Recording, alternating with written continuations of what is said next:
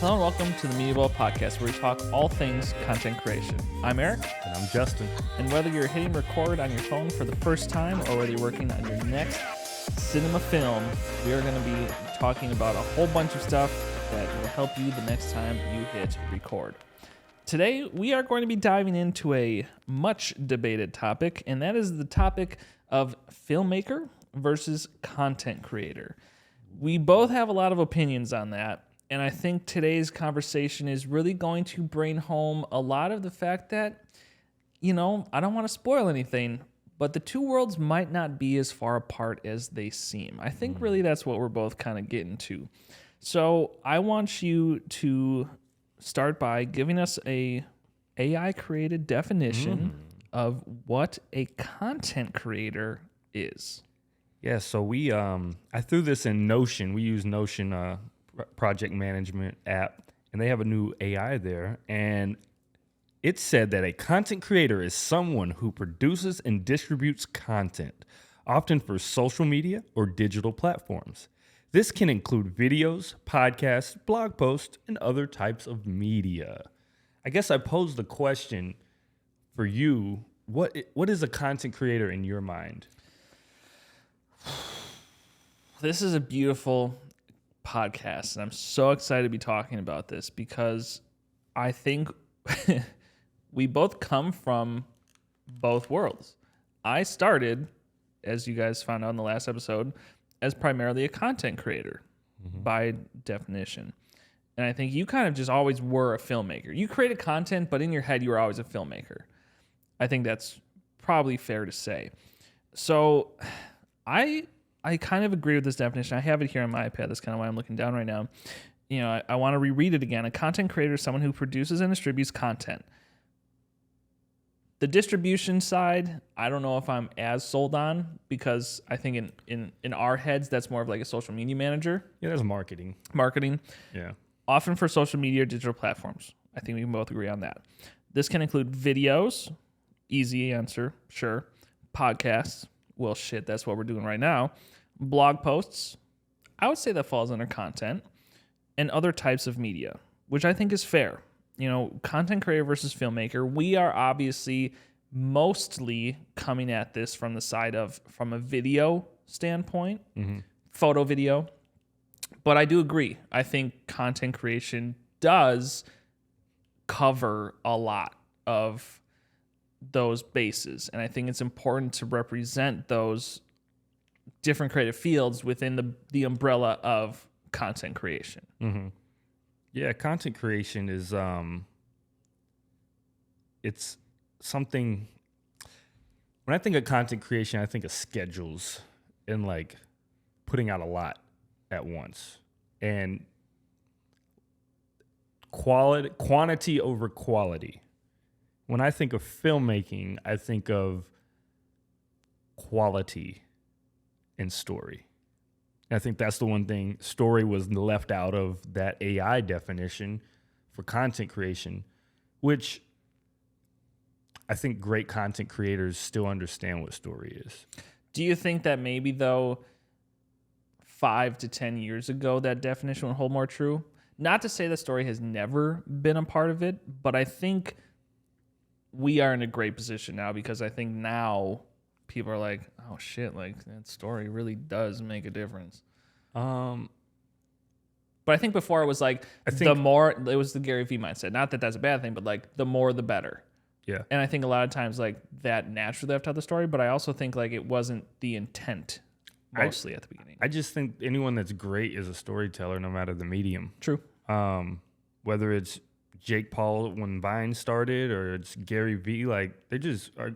They make you, they hook you, they take you through a journey, and they give you a payoff. And content, I think a lot of people don't, a lot of businesses that are like, we need content, they forget about the storytelling aspect. They just want posts.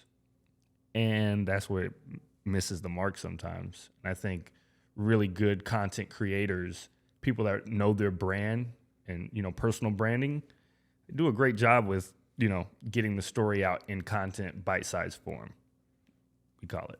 I do want to ask you this though: is there a little bit of beef between filmmakers and content creators? I think to answer that, you need to answer me this. What would you call Casey Neistat? Filmmaker. Why? He started in the filmmaking world.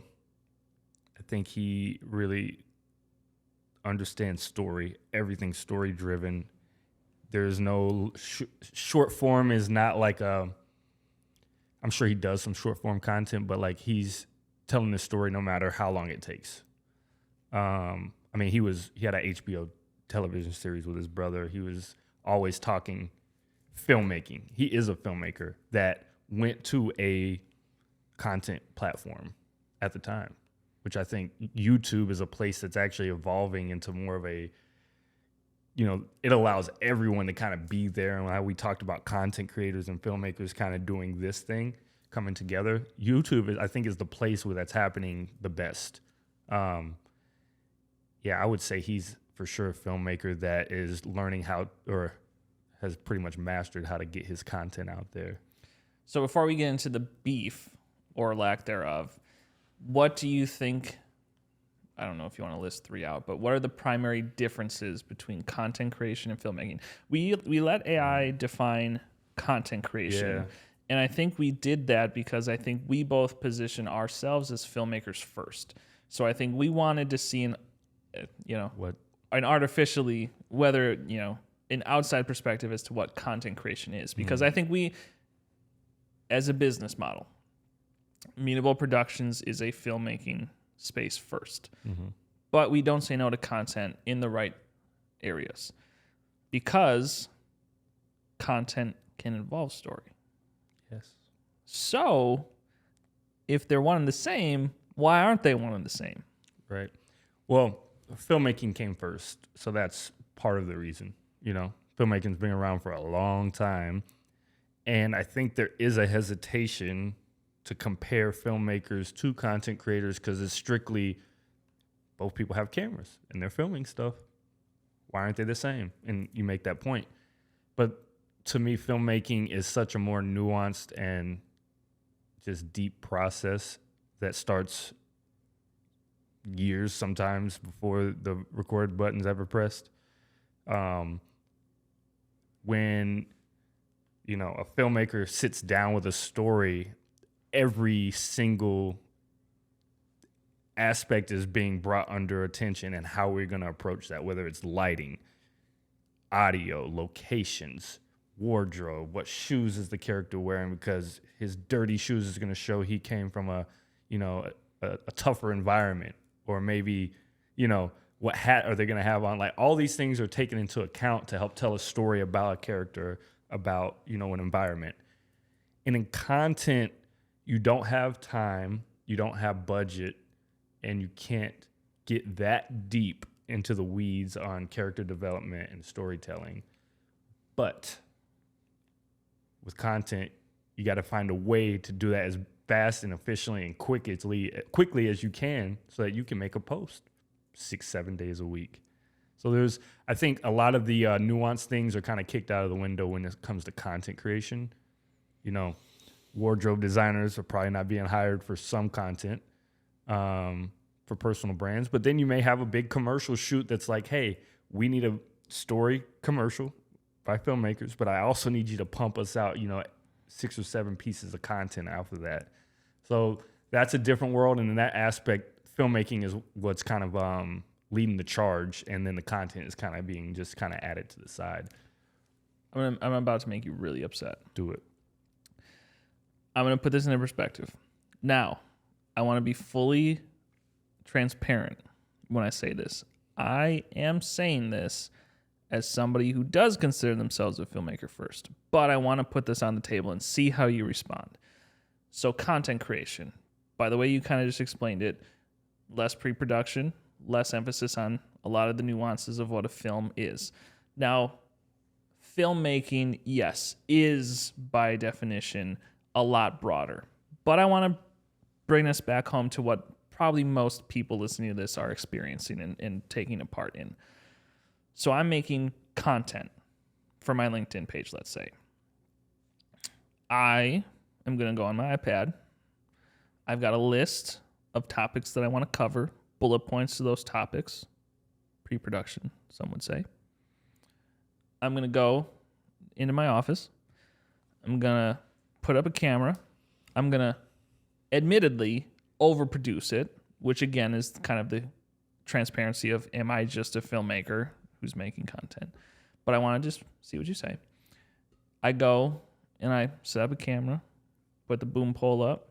Redundancy is key. Lav myself as well. Get my script up. Maybe I even use a teleprompter. See how I feel that day. Get a light. Maybe I'm doing some nice, good key light. Got some window to fill.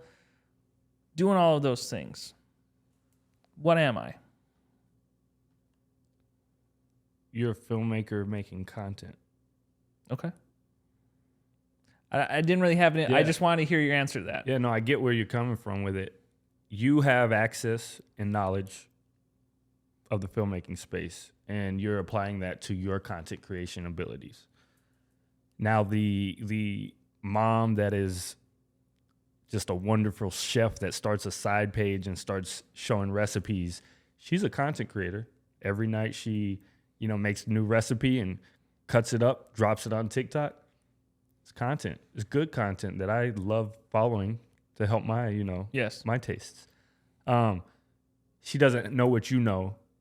So if you start the same page, it's going to be created completely different because you have a set of skills from filmmaking that you can apply to that, right? Which one performs better? Don't know. Probably not mine.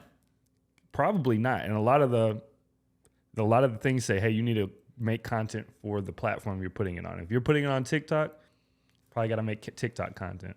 I mean, I saw Peter McKinnon did a overproduced video and then did one with his phone. The phone one went viral. The other one did okay. Like, that's a whole different world. Algorithms, that's probably another talk. But I think you are a filmmaker at heart, so you're always going to approach that way. We have talked about just making on our cell phone sometimes, right? And just making content and getting it out. Which way's better? I don't know. For me, it hurts my heart to not put in the meticulous effort to make things perfect. And we talk about that. That's one of my Achilles heels sometimes is I need things to be like. I'm going to step in there. Right. So for some context to those listening or watching, we are batch recording the first 4 episodes. It's going to be the 3 on the launch and then the one that you're listening to right now. Right after we're done with this episode, we're going to record all of the launch content that we need to make. Justin and I have had this conversation before, and we're going to implement it in 2 different ways. So I am going to be recording all of my launch content from my phone. But Justin is going to be recording all of his launch content from our professional cinema camera. Why?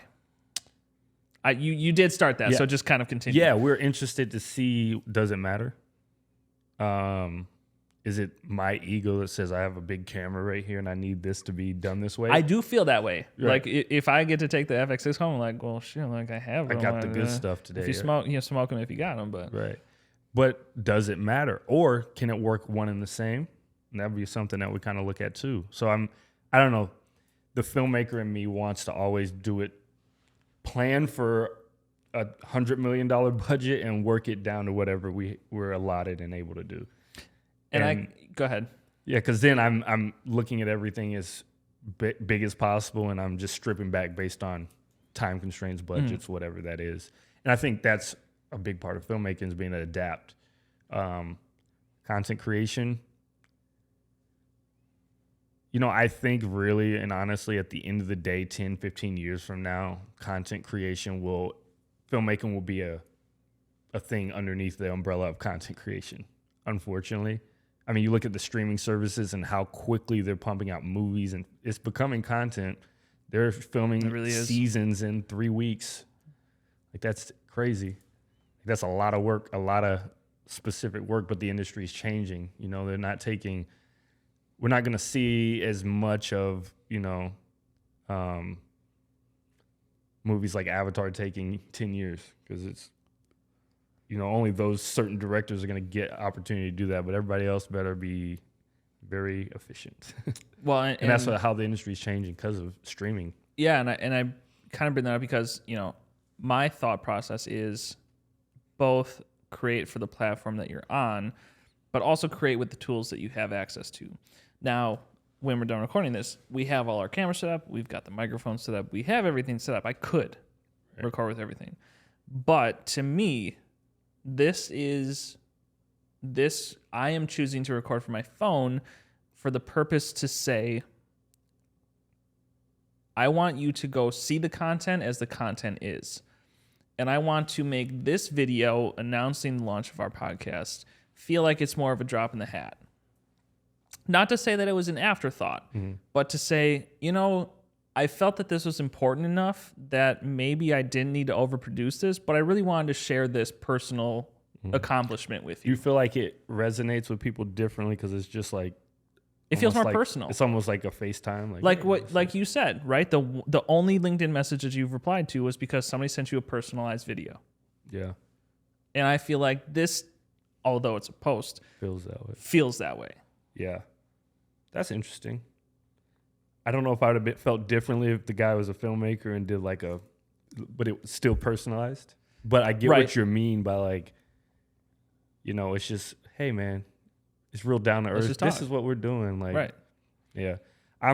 It's so hard for my soul to do that because I just love Rembrandt lighting or whatever, just things looking nice and crisp. Like, yeah, I don't disagree with you. Yeah. No, that's an interesting thing. So then let me ask you, is it possible for filmmakers, how should they approach their personal branding? Because that is also a thing that I think that a lot of filmmakers are forgetting about.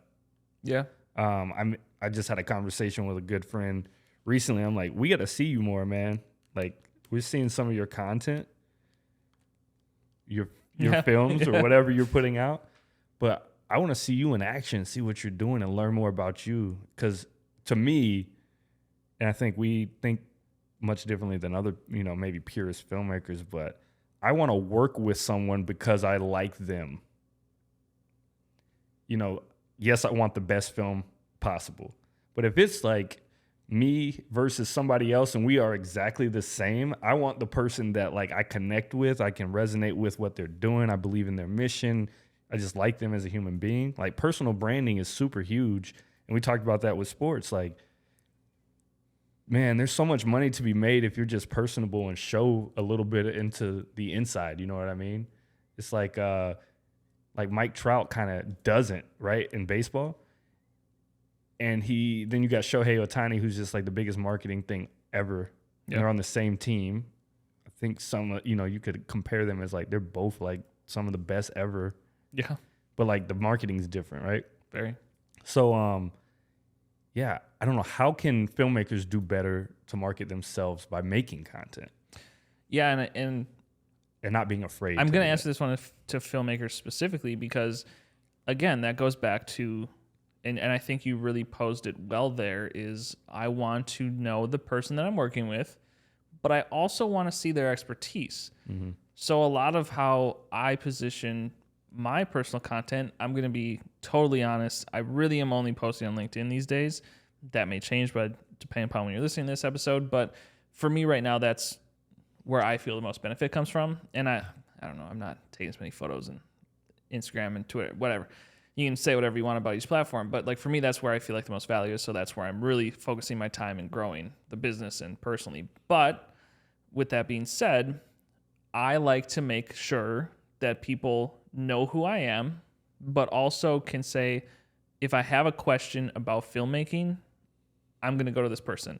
Mm-hmm. Now, my approach on LinkedIn and social media in general is I'm coming at people that might have never posted a video before, have never created a video before, but, a lot of my tips, I'll prompt you on maybe talk some tips for people later on. But I always say, make sure the light is in front of you, not behind you. You don't want to be a silhouette on your phone. Make sure you're not looking up their nose. What is seemingly simple stuff. But like a lot of people will be like, I really never thought about that. Yeah. Those are all things that are like super easy to do. I just rotate my body. I just bring the phone up. But like stuff that, people don't know to do, just stuff that we just do because we do it. That's just our expertise just coming through naturality. And I think and this is maybe the filmmaker coming out of me, but I think filmmaking is, and this might be what I classified as, filmmaking is the highest level of content creation. Yes. It's the max, it's the platinum, it's the apex of content creation. So I think if you look at any content creator that starts and has been around for a long time, their content has gotten progressively more crispy and filmmakers. The microphones have gotten better, the lighting. You look at some of these YouTube channels, you're like, damn, this is like watching TV now, because they've got teams and people that are like us that are producing their content. They're not just click and record on their phone anymore. So like, yes, it's all in the same bubble, but as you know more, you do better sometimes, I think it's interesting. And you come from to teach others that. But just something that popped in my head when you said that was like, if it made business sense for us to, I'm just going to throw out Lions Tech Tips, Lions Sebastian, LTT, Lions Media Group. I love, recently they've taken an approach on, they have somebody on staff that just gets behind the scenes stuff. And like, it's so cool to see like the camera ops with the full easy rig setup, and they've got the FX6 in hand and the teleprompter, and like, that's a legit, like, that's stuff that we would use on a professional set. Yeah, this is, and it's like, too. It's so funny to me, because I'm thinking to myself, like, obviously it makes more sense for them to have that in-house. I'm not at all saying that we would ever be in a position to take over something like that for somebody. But, I'm thinking in my head, like, shoot, like, if it made business sense, that would be something that we wouldn't say no to. Yeah, no, for sure. I mean, that is at this point, and let's be honest, YouTubers only, let's just say, are getting more eyes than cable TV in a lot of different avenues. Like Pat McAfee is going to ESPN, and it's so they can launch and grow their YouTube presence, right? It only makes sense that the money is starting to flow that way and the production values are going this way, and the filmmakers are pushing that. There's a lot more opportunity. It used to be like, oh, you film for a YouTuber, like you don't want that job. Right. Now it's like you can have a legitimate lifestyle if you're working for the right creator, right? And I mean, for us, we're always like, we're gonna keep our, like, we're growing our internal world, right? But like working for some company or production or YouTube channel, like, that's not a bad gig anymore. And there's a lot of value there if you have the right knowledge and tools to really elevate that platform for them. You know what I mean? Let's see. I wanted to ask you, are there any real deal like filmmakers that stand out to you that are present on social media, YouTube? Really, YouTube, I think, has been the place where like these people, like, there's a couple that come to mind, but are there any that you kind of like checking out? I almost feel like I want to play the Uno reverse card, because I'm going to humbly admit this is not the place where I spend my time. Yeah. I think it's interesting. The way I'll answer this is I'm so interested in, this is going to get way off topic, and I think we can probably cover this better in another episode that we have planned, but I want to bring it up here. I was looking yesterday. We went to the Brewer game for Father's Day. And what was so cool to me is all of the player graphics when they're doing their walk-ups, somebody's coming from the bullpen. It made me happy that all of that was done on an LED panel wall. Every single shot. And some of the shots even were zoomed out far enough that you could see the edge of the wall. So we're not in the world of do it all on a green screen and figure it out later. We're in the world of this is happening here and now. And I think that makes me happy, because I think it opens the door for so much possibility. And somebody that maybe I think falls into this category, I don't know if I would say that she was a filmmaker first, but I think has taken akin to a lot of filmmaking techniques. Sarah Dietschy recently did a video on, pretty much that topic. Yeah. And I think it's so cool that the line is being blended. Yeah. so much more as time passes. She's a great storyteller. And Right. she got her kickoff because she Casey copied Casey Neistat, another storyteller. made a story of him, copying him, and went viral. So, like, I think, you fall into whatever category you are interested in, and that's your niche. But, like, I think the credit sometimes, some of these, like, content creators are just great filmmakers and just great storytellers and have learned that over time, right? Not all of them are making Hollywood films, and if that's the bar, then, there's not a lot of filmmakers out there. That's but that's true. not, There's arguably less filmmakers right, now. But that's not really the bar, because I know plenty of people that, just here in Milwaukee, that they are filmmakers by heart. Like, they live and breathe what's dropping at the movie theater and implementing things into their own films and creating stories, and it's very impressive. And then there's, other people that are just like content creators, storytellers in different mediums. Like, it's just a bunch of different mediums. For me, like, when I'm looking to learn and I want to learn more, and I think there's so many more resources now than there's ever been about filmmaking. Yeah. Because there's some real filmmakers that are starting to brand themselves on YouTube, especially. And, someone that stands out to me is Mark Bone. And Mark Bone is a documentary filmmaker, if you don't know him. He's done documentaries that have been on television shows, picked up all over. And he's got a YouTube channel that is very, very specific to that niche. And helped me tremendously over the last couple of years, learning about storytelling, learning about better techniques on giving interviews or, lighting, just all these great things that there really wasn't a lot of resources on. You have like Film Riot that does like a lot of VFX and like crazy cool stuff, and you learn a lot of like, things that are pretty legit there. But this guy was like talking the mental game of filmmaking, and that really changed my perspective a lot and really helped me, because from being an athlete, the mental game is so important, right?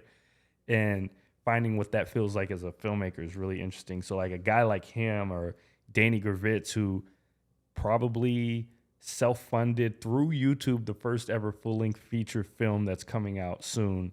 Matty Hapoya was like executive producer. They like funded money on YouTube, crowdfunded, and I think all YouTubers and subscribers helped on the film from a production side. So like just a super cool idea, and they did it, and it's coming out soon. So like the landscape's changing. Yeah. We're all becoming, we're working together. And I think something that a few years ago, like, and I see a lot of old heads like, content, what the fuck is that? Like, no, you're either this or you're that. Yeah. And the lines are just blurred too much. Like, you kind of need all of it to be successful in some way. Like, you just look at, like, Disney puts out a movie, but then they drop the behind the scenes stuff. Right. They've got content coming out.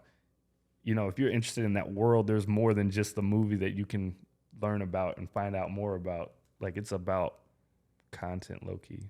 I think it's so interesting because when content became a thing, due to the advent of social media, most certainly as part of it, filmmakers kind of got a little scared. Is content the next film? And I think what's interesting is we've gone so far into that thought that now we're realizing that filmmaking is kind of the new content creation. And that goes back to storytelling. And I say that to say that storytelling is king in all of this.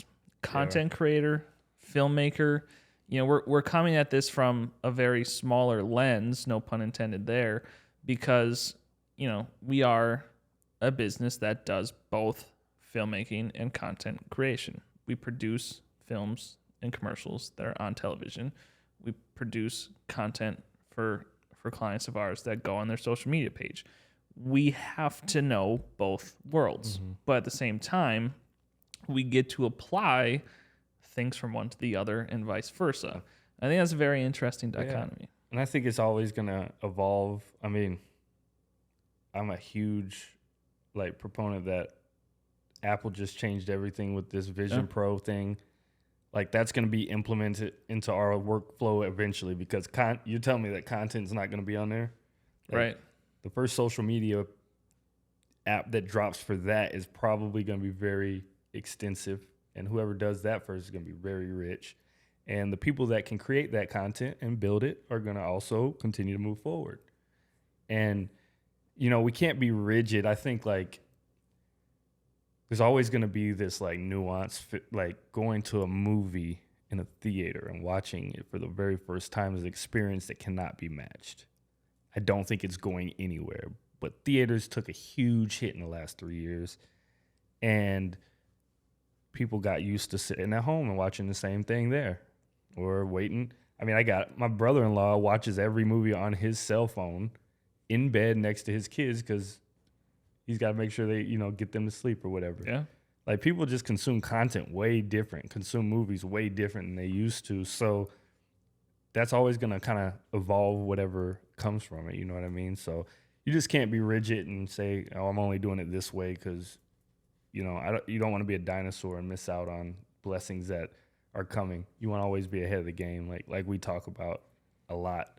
Like what's coming next? How can we position ourselves as a company to be able to be a part of that wave? That's how you create longevity. The saddest part about this episode is no matter how many episodes of this podcast we end up making, this is probably going to be the one that I'm like, damn, I wish I would have said that or wish I would have brought that up because this landscape, I think specifically, is so fluid. Oh, yeah. And I think it's really going to be a beautiful thing. It's changed so much. Dude, when I first started getting into filmmaking, people would be like, hey, here's $200 to make, 10 pieces of content a month for us. There was no money in it. Mm-mm. Now it's companies are like, hey, can you shoot this big project? This is going to, be $5,000-$10,000 or whatever, and you're going to give us some content. It's crazy how it's changed so fast to where you can have a viable lifestyle being a content creator. And that ain't even talking about the social media people that are getting bags by just promotion, ad revenue, all this stuff. You know what I mean? Just product placement. I mean, there are people just put our product in there and use it, and we'll give you this much money per episode. I mean, we've even been approached by, hey, we'll pay you to review our product. Yeah. I didn't even know that was a thing a couple years ago. That I just thought all these people got free stuff. I didn't know they were giving them free stuff and paying for the video. And getting paid for it, yeah. I'm like, damn, that's legit. And that world is new, man. And the internet has created so much opportunity for people like us. And if you can just be malleable and learn and do the research, and hopefully this podcast might open your eyes to something new that you could try. Man, there's so much money out here. I told my uncle, I talk about my uncle in my last episode. He was a photographer only, portrait photographer only. And I said, man, get some content. you better start filming stuff, man. And he was like, I'll try to from time to time, and he was a Nikon shooter his whole life. And he finally decided to buy him a Sony, start filming, doing some video work. And man, a year later, he shot a documentary that he's literally traveling for. People are watching it, and he's being paid to be there. He's got multiple projects.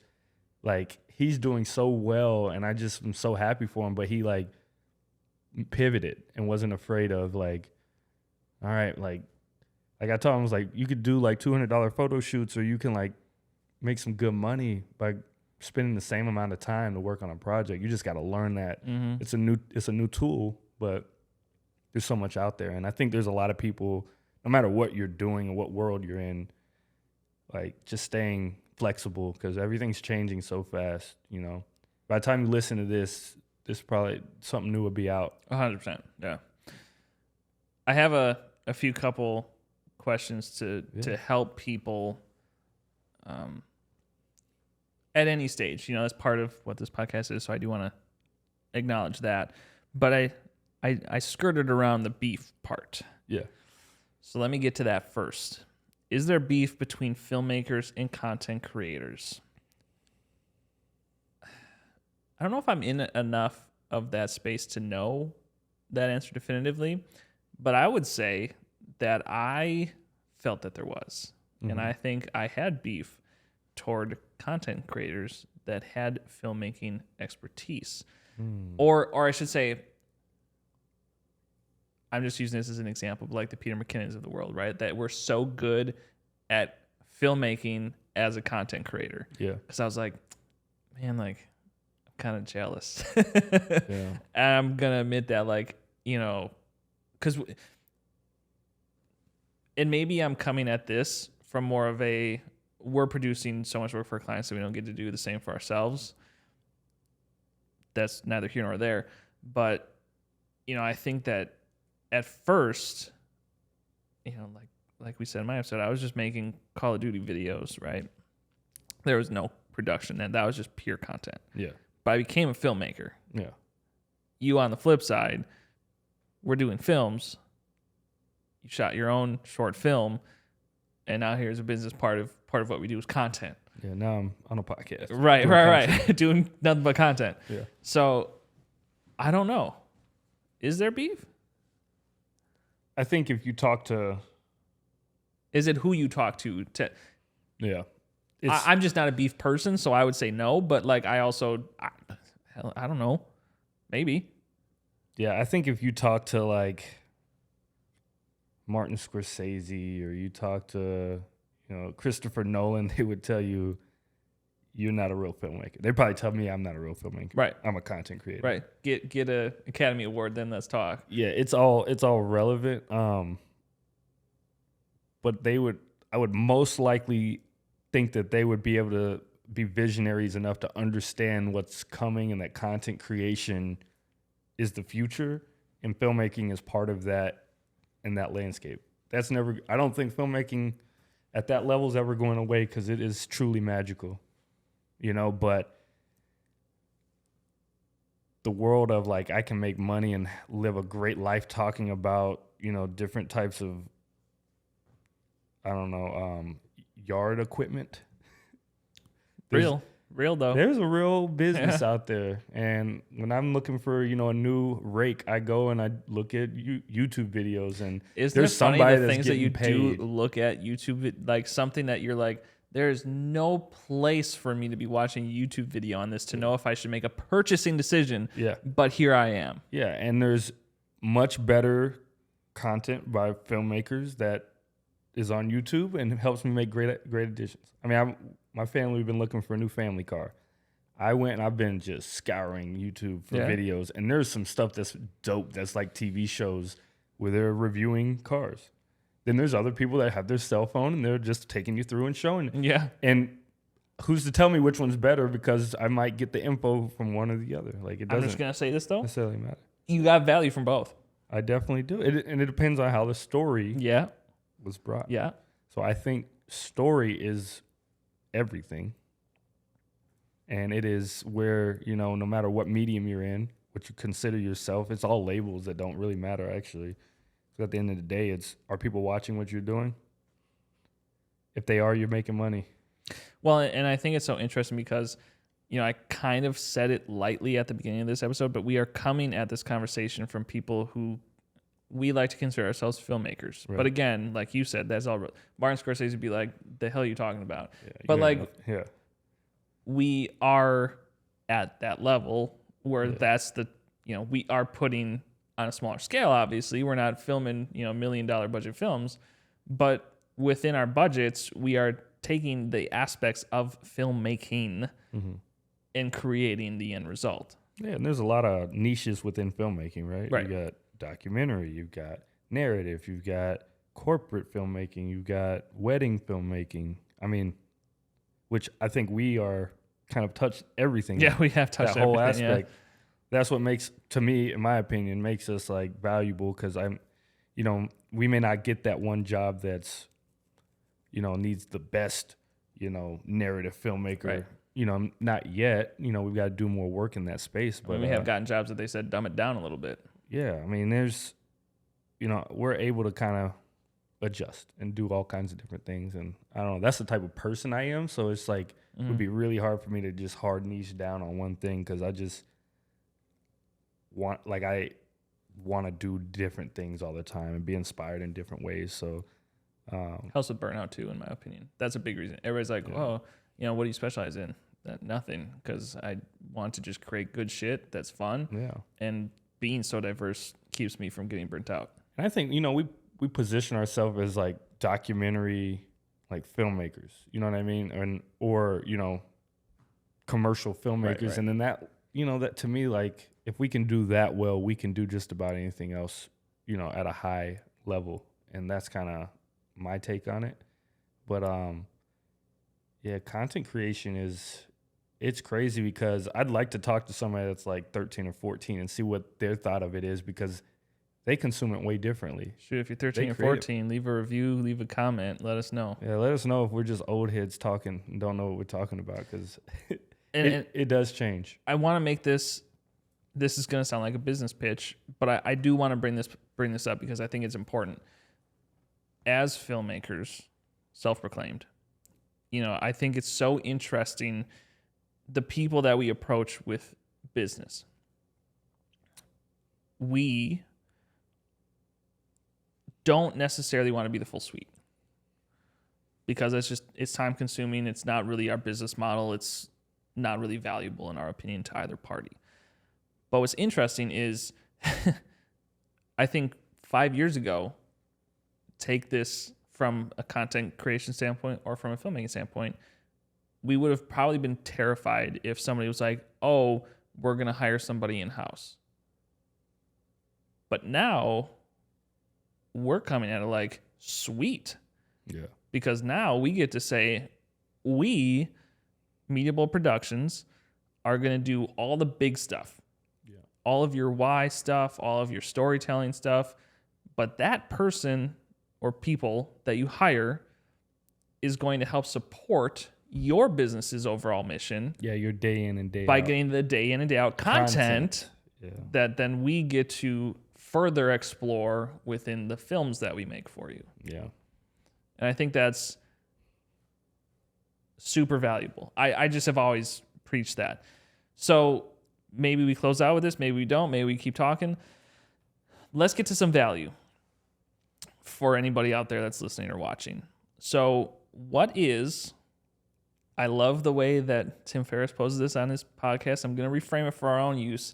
What is one purchase, $100 or less, that you think would best help somebody create better content? Create better content? Content. I don't think if you're shopping for under $100, you're making films. I mean, you can be. You can be. I'm not saying don't. There have been, over COVID, we saw a full-length feature with iPhones. But for this sake, let's do content. Dude, the most game-changing thing for me, honestly, and being a business owner and doing content has been like Notion. Oh, you went software, not hardware. Yeah, my brain is everywhere constantly. I've got 2 kids. I got home to take care of.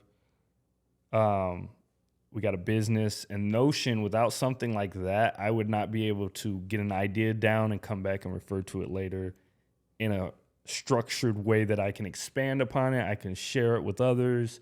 Like even our podcast, right? We've been talking about it for about a year or two. It didn't happen until we went on Notion and fleshed it out. Yeah.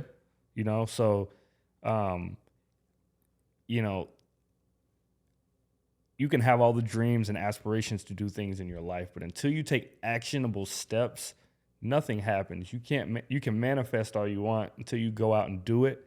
And Notion, for me, just being a software that I can start putting thoughts down, refer to them, and start making plans and moving forward it's helped so much. Because when things are in my head in the past, like it's hard to move forward and just make things happen. You're always thinking about the next thing. Yeah.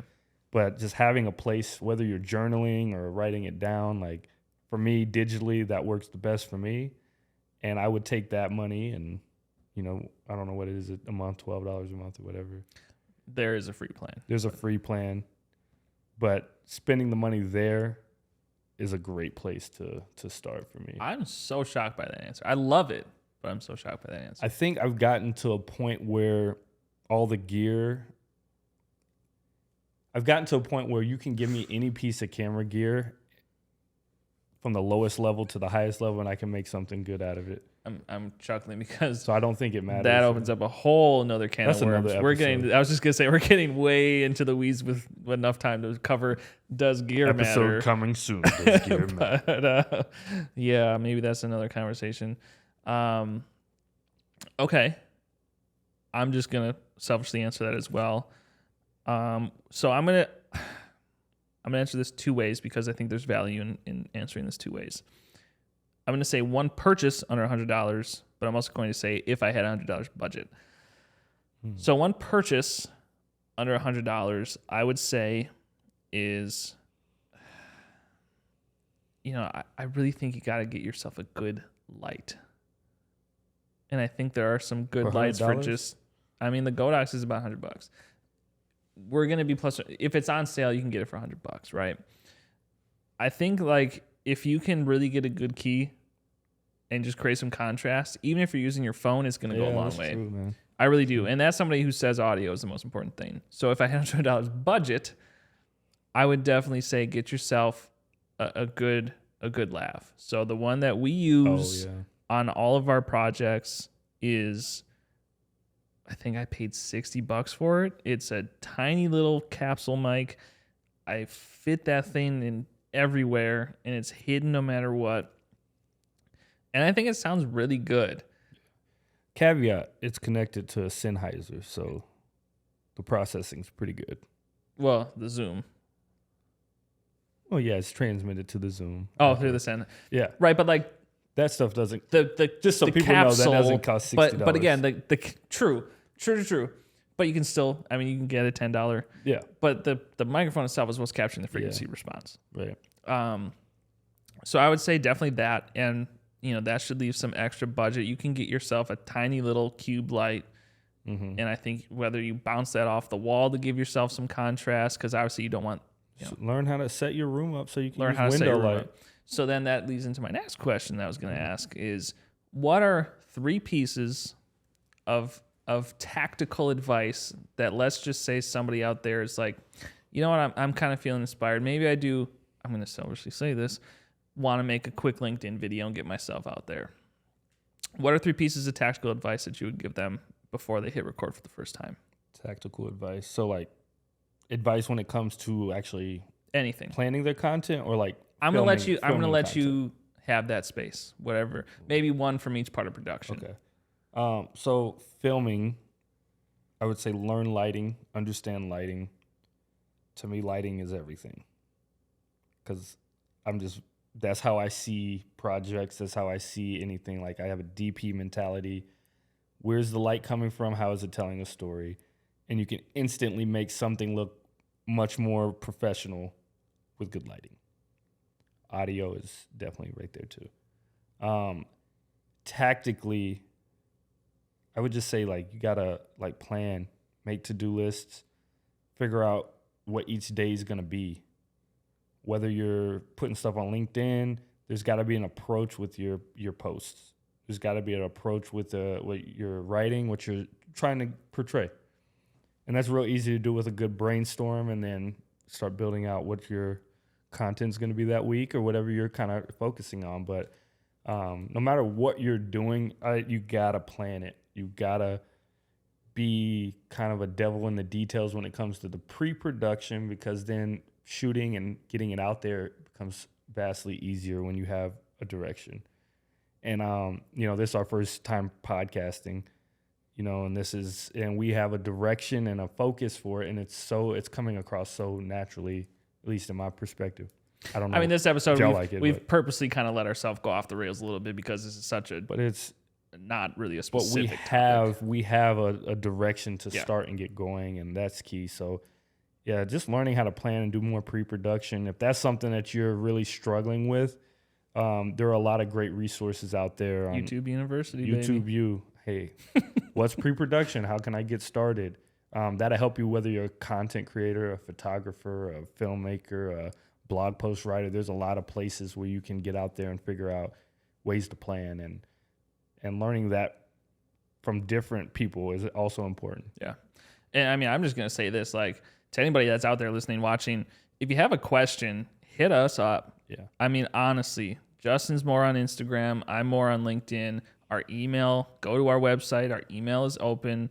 We have no issue if you want to send us an example of your work, see what we think of it, see if you have any, whatever question. We're going to give you the best advice that we can with our skill set. And I think, again, that's part of the pillar of why we're making this podcast, is to help those situations. But I do want to just make sure that it is known we are more than willing to be a resource. So DIDs are filmmakers, content creators. Man, at the end of the day, you're whatever you want to be. Touche. And with that, we're going to sign off today. No matter how you consume this content, whether it's on your phone, it's on your TV, or you're listening to us in your car, subscribe, like, click, whatever you got to do to make sure that you can be in touch with us and be ready for the next show that comes your way. So thank you for watching today. We really appreciate you, and peace.